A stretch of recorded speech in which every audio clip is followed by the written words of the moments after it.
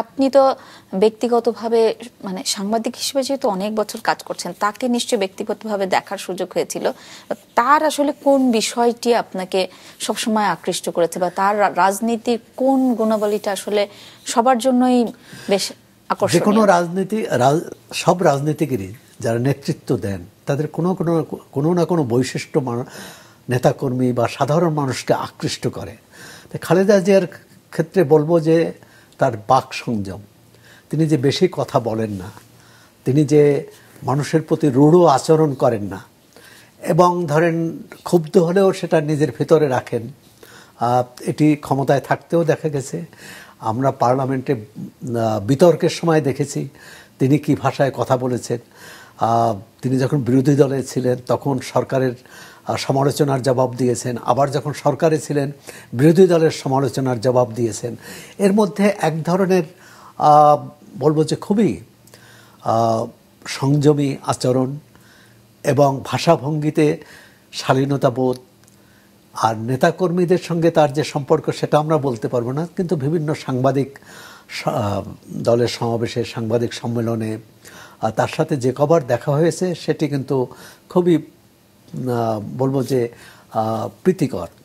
যে অর্থাৎ তিনি কারো প্রতি রুষ্ট হয়েছেন বা কারো প্রতি কেউ কথা বলতে গেলে কথা বলেননি, এরকম ঘটনা মনে পড়ে না। দু তিনটি অনুষ্ঠানে এবং সেটি কিন্তু 2013 বা তার আগে যখন তিনি বিরোধী দলের নেত্রী, যখন তিনি আর পার্লামেন্টও যান না, বা 14 পর তো আর পার্লামেন্টের বিএনপি নির্বাচনে 14 নির্বাচনে অংশ নেয়নি, তার আগে তিনি বিরোধী দলের নেতা ছিলেন, পরবর্তীকালে বিএনপির চেয়ারপারসন। এমনকি আন্দোলনে সরকারের সমালোচনা, বিরোধী দলের নেতা হিসেবে সরকারের সমালোচনা যখন করেছেন তখনও কিন্তু তার ভাষা কখনোই শালীনতার সীমা ছাড়ায়নি। এটি একটি বৈশিষ্ট্য।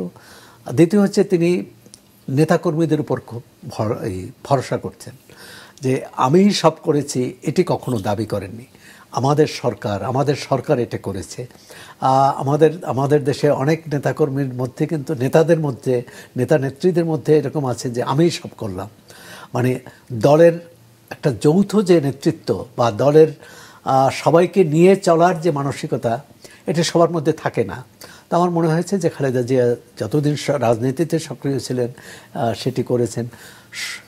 অন্যের কথা শোনা, এটি তার আরেকটি বৈশিষ্ট্য। একজন খুবই দেশের বরেণ্য ব্যক্তি, তিনি পরবর্তীকালে গুরুত্বপূর্ণ সরকারি পদও পেয়েছেন। তিনি দুই নেত্রীর সঙ্গে সাক্ষাতের একটা বর্ণনা দিয়েছিলেন রাজনৈতিক সংকটের সময়। তিনি বলেছিলেন, এক নেত্রীর কাছে গেলাম, উনি বললেন আমি শুনলাম, আর এক নেত্রীর কাছে গেলাম, আমি বললাম উনি শুনলেন।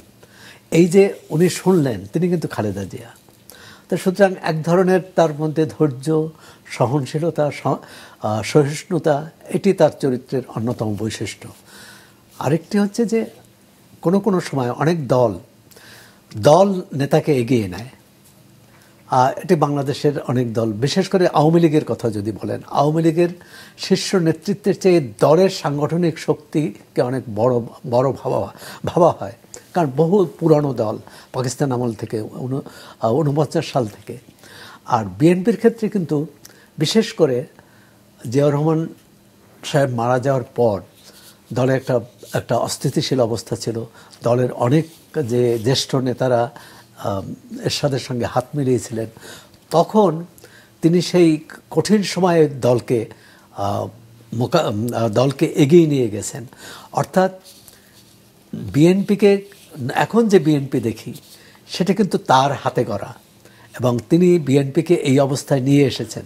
সেটি সরকারে থাকতে, এমনকি বিএনপিকে স্বৈরাচারী এরশাদ সরকারের পর যে প্রথম নির্বাচন হলো, সেই নির্বাচনে অনেকেই মনে করেছিলেন যে আওয়ামী লীগ জয়ী হবে এবং ক্ষমতায় যাবে, কিন্তু আমরা দেখলাম যে জনগণের রায়ে বিএনপি জয়ী হলো, তারা সরকার গঠন করলো, এবং তার প্রধান চালিকা শক্তি ছিলেন খালেদা জিয়া।